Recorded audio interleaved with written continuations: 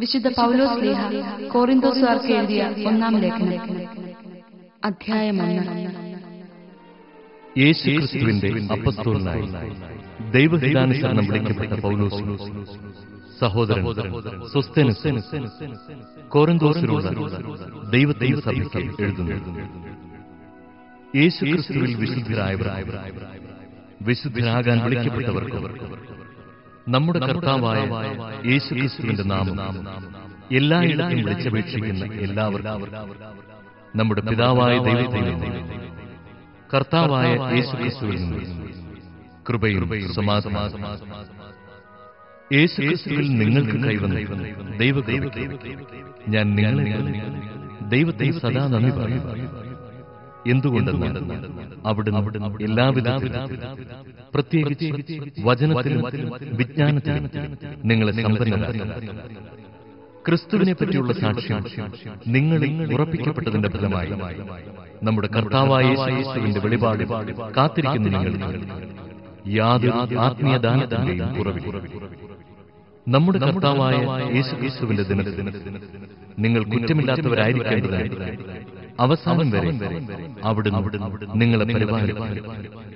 തന്റെ പുത്രനും നമ്മുടെ കർത്താവുമായ യേശുക്രിസ്തുവിന്റെ സഹവാസത്തിലേക്ക് നിങ്ങളെ വിളിച്ച ദൈവം വിശ്വസ്തനാണ്.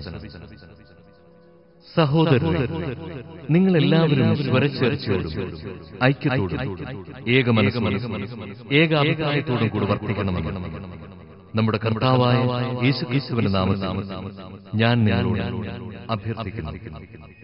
എന്റെ സഹോദരരെ, നിങ്ങളുടെ ഇടയിൽ തർക്കങ്ങളുണ്ടെന്ന് ക്ലോയയുടെ ബന്ധുക്കൾ എന്നെ അറിയിച്ചിരിക്കുന്നു.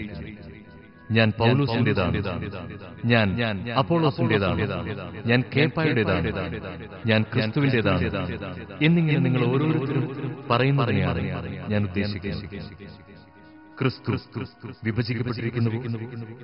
നിങ്ങൾക്ക് വേണ്ടി ക്രൂശിതനായത് പൗലോസാണോ? പൗലോസിന്റെ നാമത്തിലാണോ നിങ്ങൾ ജ്ഞാനസ്നാനം സ്വീകരിച്ചത്? ക്രിസ്പോസിനെയും ഗായൂസിനെയും അല്ലാതെ നിങ്ങളിൽ മറ്റാരെയും ഞാൻ ജ്ഞാനസ്നാനപ്പെടുത്തിയിട്ടില്ല എന്നതിൽ ദൈവത്തിന് നന്ദി പറഞ്ഞു. അതുകൊണ്ട് എന്റെ നാമത്തിൽ സ്നാനം സ്വീകരിച്ചു എന്ന് പറയാൻ നിങ്ങളിൽ ആർക്കും സാധിക്കുകയില്ല. സ്തേഫാനോസിന്റെ കുടുംബത്തെ കൂടി ഞാൻ സ്നാനപ്പെടുത്തിയിട്ടുണ്ട്. അതല്ലാതെ മറ്റാരെയെങ്കിലും ഞാൻ സ്നാനപ്പെടുത്തിയിട്ടുണ്ടോ എന്ന് അറിഞ്ഞു. എന്തെന്നാൽ ക്രിസ്തു എന്നെ അയച്ചത് സ്നാനം നൽകുവാനല്ല, സുവിശേഷം പ്രസംഗിക്കാനാണ്. എന്നാൽ വാഗ്വിലാസത്തോടെയാണ്. ആയിരുന്നെങ്കിൽ ക്രിസ്തുവിന്റെ കുരിശ് വ്യർത്ഥമാകുമായിരുന്നു. നാശത്തിലൂടെ ചരിക്കുന്നവർക്ക് കുരിശിന്റെ വചനം ഭോഷത്വമാണ്. രക്ഷയിലൂടെ ചരിക്കുന്ന നമുക്ക് അത് ദൈവത്തിന്റെ ശക്തിയത്ര. വിജ്ഞാനികളുടെ വിജ്ഞാനം ഞാൻ നശിപ്പിക്കും, വിവേകികളുടെ വിവേകം ഞാൻ നിഷ്ഫലമാക്കുമെന്ന് എഴുതപ്പെട്ടിരിക്കുന്നു. വിജ്ഞാനി എവിടെ? നിയമജ്ഞനെവിടെ? ഈ യുഗത്തിന്റെ താർക്കികനെവിടെ? ലൗകിക വിജ്ഞാനത്തെ ദൈവം ഭോഷത്വമാക്കിയില്ല. ദൈവത്തിന്റെ ജ്ഞാനത്താൽ ലോകം ലൗകിക വിജ്ഞാനത്താൽ അവിടുത്തെ അറിഞ്ഞു. തന്മൂലം വിശ്വസിക്കുന്നവരെ സുവിശേഷ പ്രസംഗത്തിന്റെ ഭോഷത്വം വഴി രക്ഷിക്കാൻ അവിടുന്ന് തിരുമനസ്സായി. യഹൂദർ അടയാളങ്ങൾ ആവശ്യപ്പെടുന്നു, ഗ്രീക്കുകാർ വിജ്ഞാനം അന്വേഷിക്കുന്നു. ഞങ്ങളാകട്ടെ യഹൂദർ ഇടർച്ചയും വിജാതിയർക്ക് ഭോഷത്വവുമായ ക്രൂശിക്കപ്പെട്ട ക്രിസ്തുവിനെ പ്രസംഗിക്കുന്നു. വിളിക്കപ്പെട്ടവർക്ക് യഹൂദരോ ഗ്രീക്കുകാരോ ആകട്ടെ ക്രിസ്തു ദൈവത്തിന്റെ ശക്തി, ദൈവത്തിന്റെ ജ്ഞാനവുമാണ്. എന്തെന്നാൽ ദൈവത്തിന്റെ ഭോഷത്വം മനുഷ്യരെക്കാൾ ജ്ഞാനമുള്ളതുമാണ്, ദൈവത്തിന്റെ ബലഹീനത മനുഷ്യരെക്കാൾ ശക്തവുമാണ്.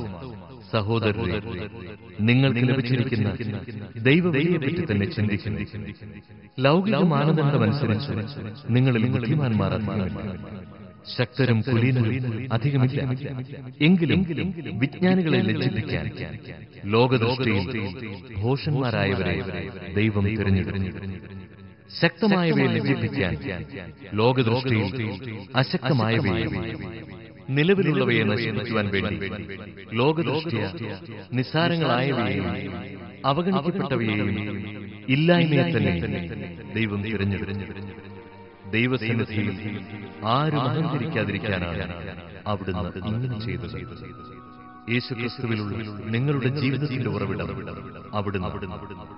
ദൈവം അവനെ നമുക്ക് ജ്ഞാനവും നീതി വിശുദ്ധീകരണവും പരിത്രാണവും ആക്കിയിരിക്കുന്നു. അതുകൊണ്ട് എഴുതപ്പെട്ടിരിക്കുന്നത് പോലെ അഭിമാനിക്കുന്നവൻ കർത്താവിൽ അഭിമാനിക്കട്ടെ. അധ്യായം 2. സഹോദരരേ, ഞാൻ നിങ്ങളുടെ അടുക്കൽ വന്നപ്പോൾ ദൈവത്തെ സാക്ഷ്യപ്പെടുത്തിയത് വാഗ്വിലാസത്താലോ വിജ്ഞാനത്താലോ അല്ല. നിങ്ങളുടെ ഇടയിലായിരുന്നപ്പോൾ യേശുക്രിസ്തുവിനെ കുറിച്ചല്ലാതെ, അതും ക്രൂശിതനായവനെ കുറിച്ചല്ലാതെ മറ്റൊന്നിനെക്കുറിച്ച് അറിയേണ്ടതില്ലെന്ന് ഞാൻ തീരുമാനിച്ചു. നിങ്ങളുടെ മുൻപിൽ ഞാൻ ദുർബലനും ഭയചകിതനുമായിരുന്നു. എന്റെ വചനവും പ്രസംഗവും വിജ്ഞാനം കൊണ്ട് വശീകരിക്കുന്നതായിരുന്നു. പ്രത്യുത ആത്മാവിന്റെയും ശക്തിയുടെയും വെളിപ്പെടുത്തലായിരുന്നു. നിങ്ങളുടെ വിശ്വാസത്തിന്റെ അടിസ്ഥാനം മാനുഷിക വിജ്ഞാനമാകാതെ ദൈവശക്തിയാകാനായിരുന്നു അത്. എന്നാൽ പക്വമതികളോട് ഞങ്ങൾ വിജ്ഞാനം പ്രസംഗിക്കുന്നു. പക്ഷേ ലൗകിക വിജ്ഞാനമല്ല, ഈ ലോകത്തിൽ നാശോന്മുഖരായ അധികാരികളുടെ വിജ്ഞാനവുമല്ല. രഹസ്യവും നിഗൂഢവുമായ ദൈവിക ജ്ഞാനമാണ് ഞങ്ങൾ പ്രസംഗിക്കുന്നത്. അത് നമ്മുടെ മഹത്വത്തിനായി യുഗങ്ങൾക്ക് മുൻപേ തന്നെ ദൈവം നിശ്ചയിച്ചിട്ടുള്ളതുമാണ്. ഈ ലോകത്തിന്റെ അധികാരികളിൽ ആർക്കും അത് ഗ്രഹിക്കാൻ സാധിച്ചിരുന്നെങ്കിൽ മഹത്വത്തിന്റെ കർത്താവിനെ അവർ കുരിശിൽ തറയ്ക്കുമായിരുന്നില്ല. എഴുതപ്പെട്ടിരിക്കുന്നത് പോലെ ദൈവം തന്നെ സ്നേഹിക്കുന്നവർക്കായി സജ്ജീകരിക്കുന്നവർ കണ്ണുകൾ കാണുകയോ ചെവികൾ കേൾക്കുകയോ മനുഷ്യ മനസ്സ് ഗ്രഹിക്കുകയോ ചെയ്തിട്ടില്ല. എന്നാൽ നമുക്ക് ദൈവം അതെല്ലാം ആത്മാവ് മുഖേന വെളിപ്പെടുത്തി തന്നിരിക്കുന്നു. എന്തെന്നാൽ ആത്മാവ് എല്ലാ കാര്യങ്ങളും ദൈവത്തിന്റെ നിഗൂഢ രഹസ്യങ്ങൾ പോലും അന്വേഷിച്ച് കണ്ടെത്തുന്നു.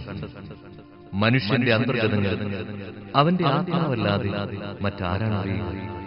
അതുപോലെ തന്നെ ദൈവത്തിന്റെ ചിന്തകൾ ഗ്രഹിക്കുക ദൈവാത്മാവിനല്ലാതെ മറ്റാർക്കും സാധ്യമല്ല. നാം സ്വീകരിച്ചിരിക്കുന്നത് ലോകത്തിന്റെ ആത്മാവിനെയല്ല, പ്രത്യുത ദൈവം നമുക്കായി വർഷിക്കുന്ന ദാനങ്ങൾ മനസ്സിലാക്കാൻ വേണ്ടി ദൈവത്തിന്റെ ആത്മാവിനെയാണ്. തന്നിമിത്തം ഞങ്ങൾ ഭൗതിക വിജ്ഞാനത്തിന്റെ വാക്കുകളിൽ പ്രസംഗിക്കുകയല്ല. ആത്മാവ് ഞങ്ങളെ പഠിപ്പിച്ചതനുസരിച്ച് ആത്മാവിന്റെ ദാനങ്ങൾ പ്രാപിച്ചവർക്ക് വേണ്ടി ആത്മീയ സത്യങ്ങൾ വ്യാഖ്യാനിക്കുകയാണ് ചെയ്യുന്നത്. ലൗകിക മനുഷ്യൻ ദൈവാത്മാവിന്റെ ദാനങ്ങൾ ദോഷത്വമാകയാൽ അവനത് സ്വീകരിക്കുന്നു. ഈ ദാനങ്ങൾ ആത്മീയമായി വിവേചിക്കപ്പെടേണ്ടവയാകയാൽ അവ ഗ്രഹിക്കാനും അവന് സാധിക്കുന്നില്ല. ആത്മീയ മനുഷ്യൻ എല്ലാ കാര്യങ്ങളും വിവേചിച്ചറിയുന്നു. അവനെ വിധിക്കാൻ ആർക്കും സാധിക്കുകയുമില്ല. കർത്താവിനെ പഠിപ്പിക്കാൻ തക്കവിധം അവിടുത്തെ മനസ്സറിഞ്ഞവൻ ആരുണ്ട്? ഞങ്ങളാകട്ടെ ക്രിസ്തുവിന്റെ മനസ്സ് അറിയുന്നു. അധ്യായം 3.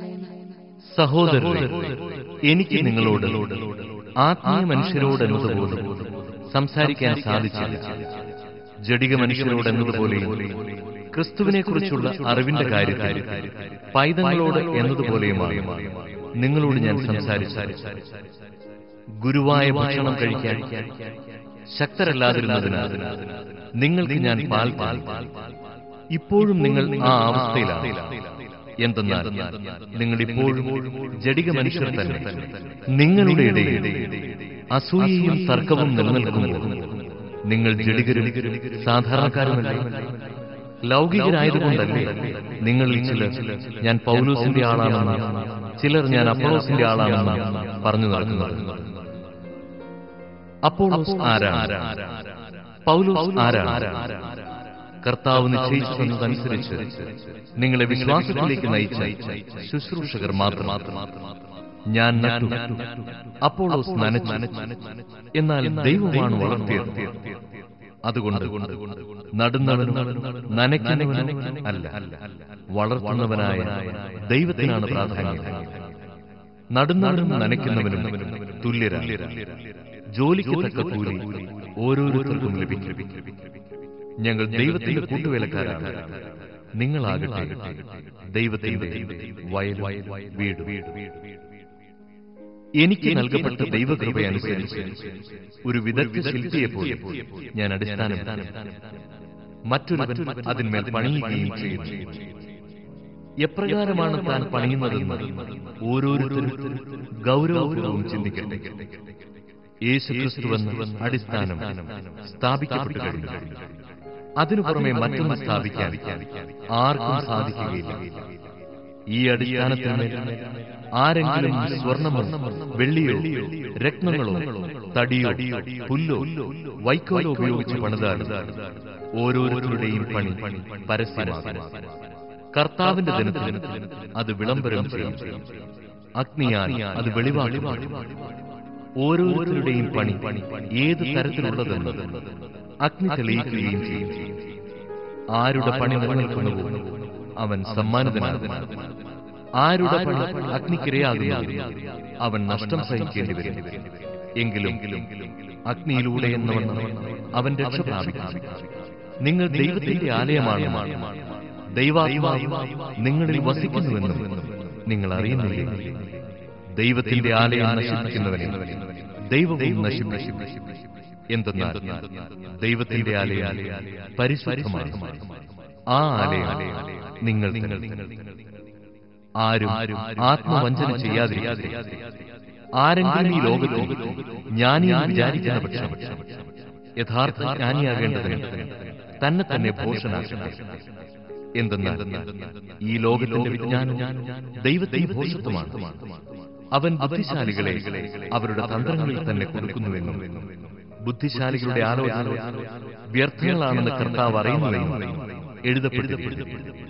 അതിനാൽ മനുഷ്യന്റെ പേരിൽ നിങ്ങൾ അഭിമാനിക്കണം. എല്ലാം നിങ്ങളുടെ സ്വന്തമാണ്.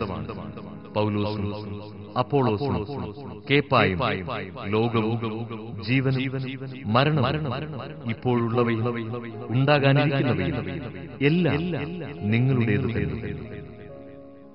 നിങ്ങളാകട്ടെ ക്രിസ്തുവിന്റെ, ക്രിസ്തു ദൈവത്തിന്റേത്.